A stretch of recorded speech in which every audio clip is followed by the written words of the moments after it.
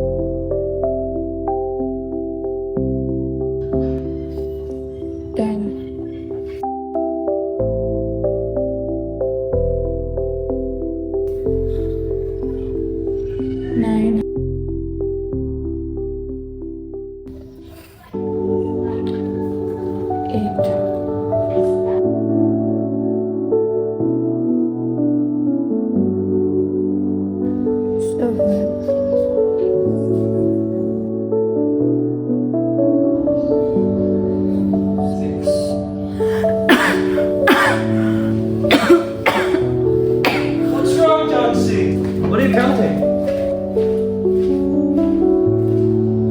Leaves. The leaves, they were almost 100. But now, Don't be silly, darling. It's just a tree. really last beautiful. It was close. No, Johnsy, don't be silly. You're strong. You can get through this. In the quiet hallways of desperation, hope and fear often walk hand in hand. A doctor speaks the truths of science, but in this moment, the battle is not of the body alone, it is of the spirit, and Sui must bear the weight of both. She has a very small chance. Is there anything that can help her? She has a chance if she wants to live. But half of my works is wasted when someone decides they're not going to make it. Is there something troubling her? She always dreamed of going to Italy, of painting the bay in Naples. It's not that. It's the weakness. I understand. In the dimly lit room of an aging artist, a seed of defiance is planted. Behrman, gruff and cynical, listens to Slui's plea, a plea not just for help, but for belief.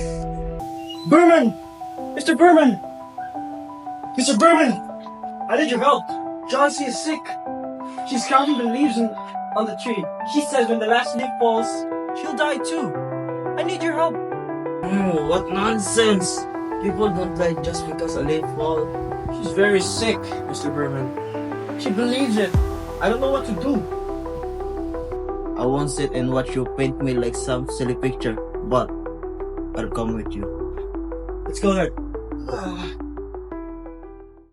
Sui and Behrman stand united, two guardians of a life that teeters on the edge. And in the darkness, the brush of a determined artist takes on a life of its own. Behrman, you have to help me. I need that leaf to stay. Don't worry, I'll make that leaf stay. In the dim glow of a light, old Behrman worked, his hands trembling with age and cold, yet steady with purpose. Each stroke of his brush carried the weight of a life, Johnsy's life, hanging as precariously as the last leaf on the vine.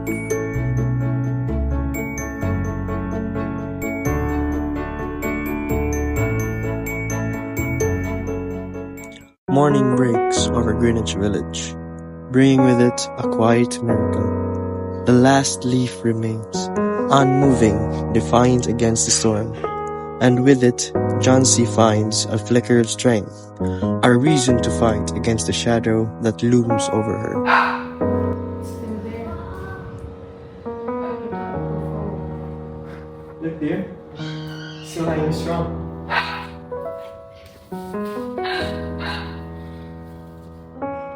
Maybe it's a sign. Maybe I should fight to stay too. I've been a bad guy. I'm going to try. I'll get better. I'll paint and bathe na po somewhere. Yours, Ray Johnsy. I know you will.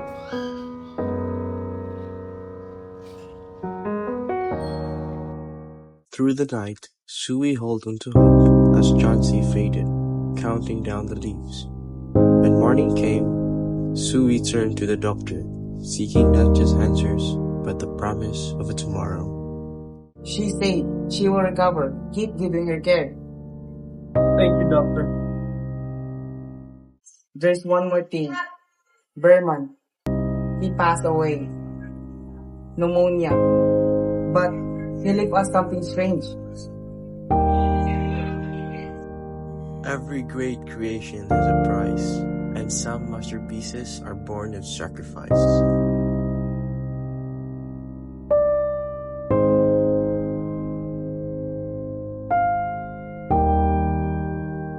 They found him lying cold in his room, soaked to the bone. But next to him was something strange. His paints, his materials. He had painted something on the wall. The last leaf. That was Mr. Behrman's masterpiece.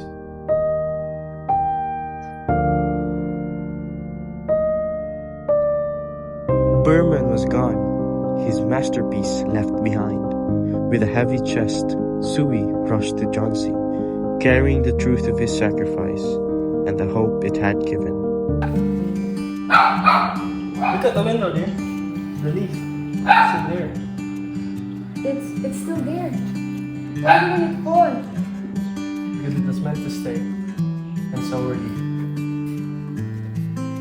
Sui and Johnsy embraced a shared warmth, cutting through the chill of the night.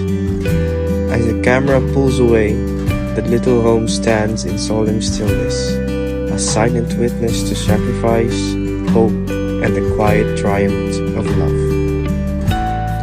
Under the gentle glow of the moon, the last leaf clung steadfast to the vine, defying the storm's fury.